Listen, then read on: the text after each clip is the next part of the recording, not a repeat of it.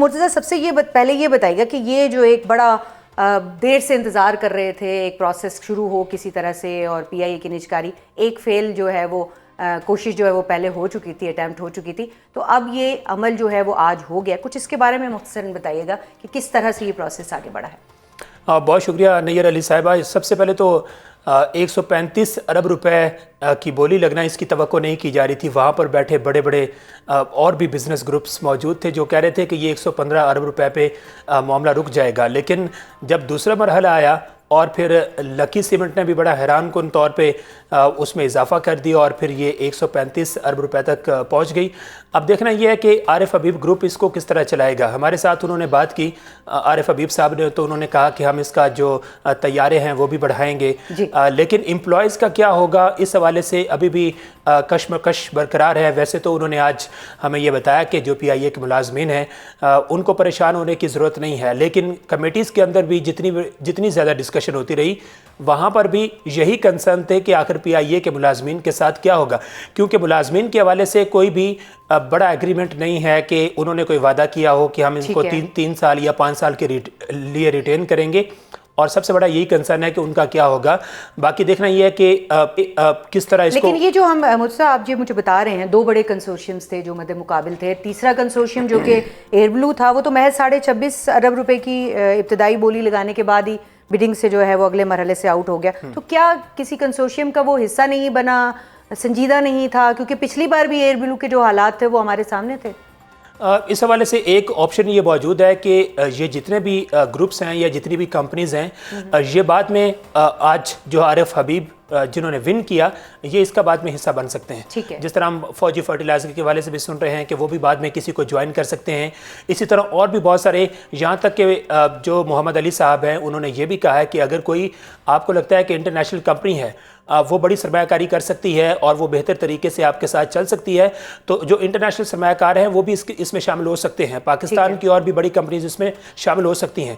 इसके साथ साथ एक और ऑप्शन ये खुला रखा गया है कि अभी जो 75% जो शेयर्स हैं वो फरोख्त किए गए हैं, जो बकिया 25% शेयर्स हैं वो भी आरिफ हबीब आगे चल के 90 दिनों के अंदर अगर उसका इरादा बने तो वो 25% शेयर्स भी हासिल कर सकते हैं। तो मुकम्मल तौर पे किसके पास है 25% शेयर्स? ये स्टेट के पास हैं क्या? ये हुकूमत के पास 25% शेयर्स अभी भी हुकूमत के पास हैं, और जो 75% हैं वो अब आरिफ हबीब को मुंतकिल हो जाएंगे।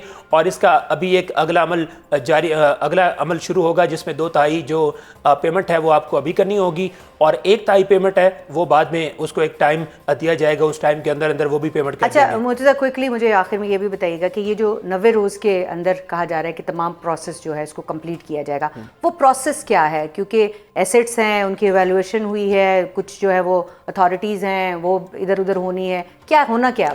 जितने भी ऑपरेशंस होंगे पीआईए के वो सारे के सारे आरिफ हबीब को मुंतकिल हो जाएंगे। उसमें आपके जितने भी तैयारे हैं वो भी मुंतकिल हो जाएंगे। इसके अलावा जितना भी ये बिज़नेस का हिस्सा है वो सारा का सारा उसको मुंतकिल हो जाएगा।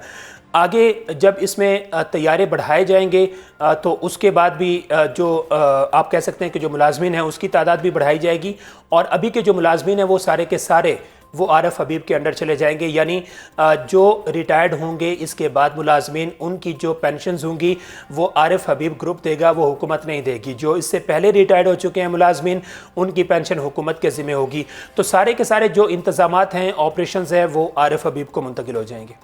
ठीक है, बहुत शुक्रिया आपका मुर्तज़ा, आपने हमें डिटेल बताई। आप सारा दिन जो है वो कवर कर रहे थे।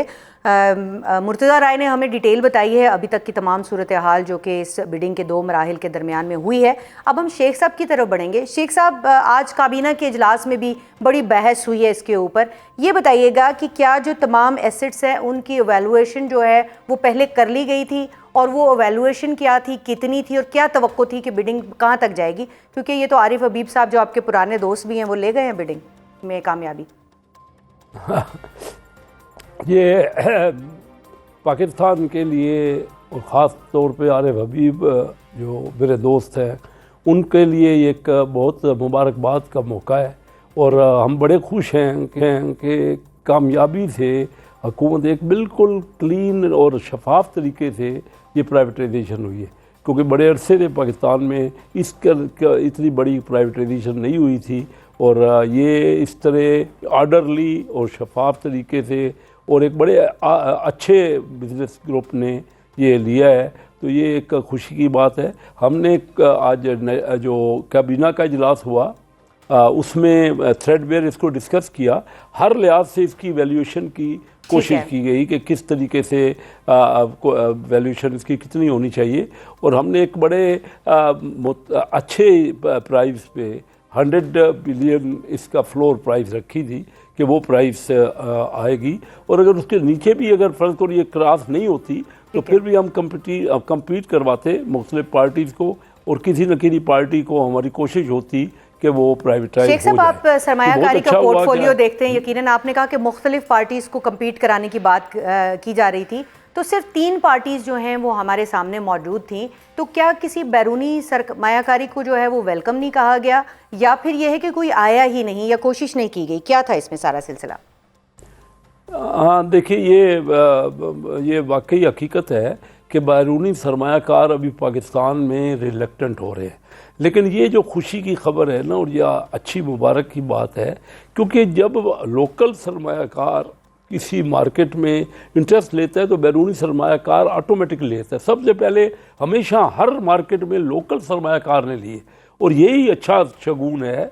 बैरूनी सरमायाकार उसको देख के आता है, क्योंकि उसको उस मार्केट का जो लोकल सरमायाकार को पता होता है, बाहर वाले को नहीं पता होता। उसकी आरिफ हबीब को मैं 50 साल से मेरा तल्लक है, और मैं उनको बड़ा करीबी जानता हूँ कि किस उन्होंने एक छोटे पैमाने से बिजनेस को बढ़ाते बढ़ाते अपनी मेहनत से और एक्यूमेंट से। अब आपके दोस्त के लिए, आरिफ हबीब साहब के लिए, शेख साहब, ये पीआईए का जहाज़ उड़ाना कितना बड़ा चैलेंज होगा, क्योंकि पीआईए की सैकड़ों अरब की तो लाइबिलिटीज़ हैं, जबकि अगर बात की जाए तो 650 अरब रुपए इस वक्त पीआईए की एक विद होल्डिंग कंपनी में पार्क हैं। तो क्या देख रहे हैं मुस्तकबिल इसका? नहीं, काफ़ी लाइबिलिटी जो है वो गवर्नमेंट ने अपने सर ली हुई है। ये ली है तभी, पहले तो देखिए ना, इसकी बिड पिछली बार जो कराई थी तो 8-9 अरब रुपए सिर्फ इसकी बिड आई थी, तो वो इसलिए कि लाइबिलिटीज़ के ऊपर काफ़ी थी, और यही बेहतर हुआ कि हमने उसकी लाइबिलिटीज़ को कुछ ना कुछ कम किया, उसका बोझ कम किया ताकि लेने वाले के लिए भी आसान हो जाए, और ये कंपटीशन बहुत अच्छा हुआ है।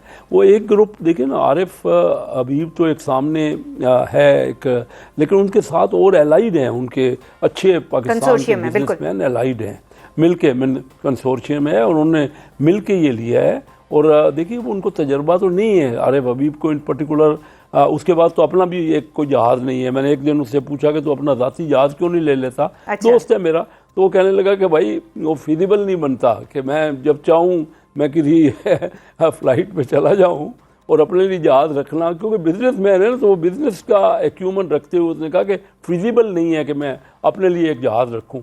हालांकि कई हमारे सरमायाकारों ने अपने ज़ाती जहाज़ रखे हुए हैं, तो ये तजर्बा तो उसको इसका नहीं, लेकिन बिजनेसमैन को तो देखिए ना, उसको तजर्बेकार लोग को उनको कंसल्टेशन हो जाती है, उनको वो अच्छा शेख साहब, उनको तो तजर्बा नहीं है, उनको तजर्बा नहीं है इस बात का, लेकिन आपको तजर्बा है। हम सब ये तजर्बा पहले कर चुके हैं स्टील मिल की सूरत में, और उसके बाद जो है वो तजर्बा हमने कोई इतना उस कामयाब होते हुए नहीं देखा, उनके मुलाजमीन को रुलते हुए देखा, उन मशीनों को जंग लगते हुए देखा।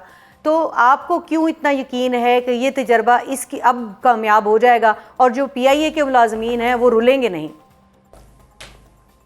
देखिए ये जो स्टील मिल का आपने हवाला दिया ना, ये स्टील मिल भी आरिफ हबीब साहब ने अपने उनके ग्रुप ने ख़रीदी थी, ऑक्शन में ली थी, और वो सुप्रीम कोर्ट से कोर्टों से उसको उनकी जो बिड थी उसको रिजेक्ट, उसको मतलब स्टे आ गया,